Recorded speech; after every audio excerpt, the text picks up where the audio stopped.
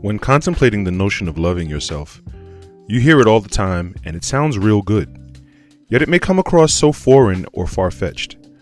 So in fear of feeling stupid or spoiling a moment, you refrain from introspecting as to the how of loving yourself. You'll hear many spiritual folk tell you not to trouble yourself as to the how of things. But if you're as practical minded as I am, you may have a small voice whispering to you in the back of your mind saying, "That's bullshit." Whether it is or not is irrelevant, but what is relevant is being able to apply the notion of loving yourself. So in contemplating this notion, the closest, most logical, common sense analogy would be the way we love other people. Previously, the analogy of loving yourself like a new pair of shoes can be utilized in verb form, yet it applies more conceptually, as in a state of mind or attitude towards oneself. Loving yourself like how you love others just seems more close to home. It just makes more sense. We all have someone we love, don't we? Mirror, mirror. The first reference of loving someone else would be the good old golden rule: doing unto others as you want done to yourself. I think the biblical character was onto something. As instinctively self-preservatory creatures, many times the hardest thing to do is put yourself in someone else's shoes. But don't fret. As mammalian humans, we innately exhibit caregiving and compassion. So this concept can't be too alien. I think the intent of implementing this tenet was to establish a framework for reasonable, rational behavior and diplomacy. Easily, you can ask yourself, would I want someone to throw a paper ball at me during homeroom? And voila, you just got a conscience. In a sense, it's like self-parenting. You can apply it to almost any relationship, romantic, political, workplace, etc. That's what love is like, a conscience, or a consciousness. An awareness and healthy consideration for the well-being of a person, place, or your new shoes. That's what the Golden Rule does. It transitions you from nature to nurture, from self-preservation to self-parenting. Love civilizes us. Expressing love. I've been getting a bit long-winded, but let's hold steadfast to the task at hand. Loving ourselves in the same way we love someone else. My bringing up the Golden Rule was simply to set a premise going forward. So in the concept of doing unto others, let's introspect the ways in which we choose to express love to others, in order to better understand how we express love to ourselves. Everyone has their own way of expressing love, and this can be a fine line of bullshit for those who don't typically express love to others.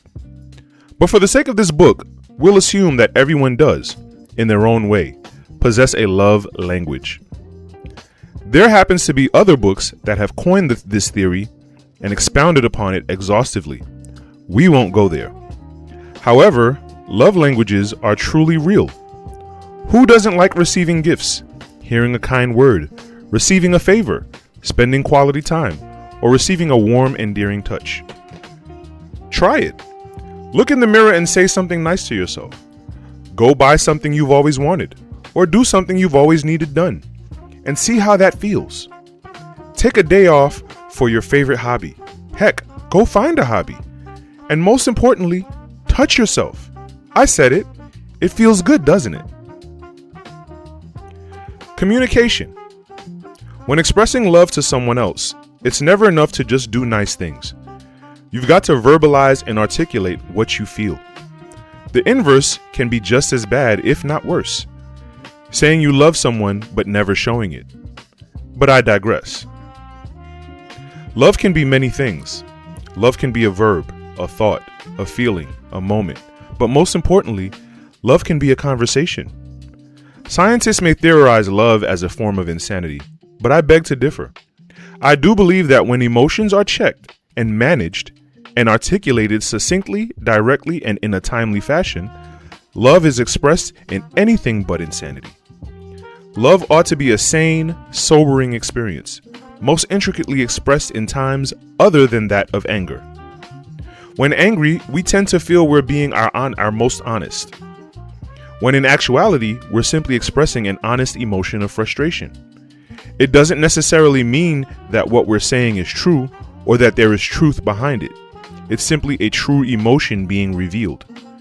Anger convolutes the truth, and the only effective message it sends is one of hurt.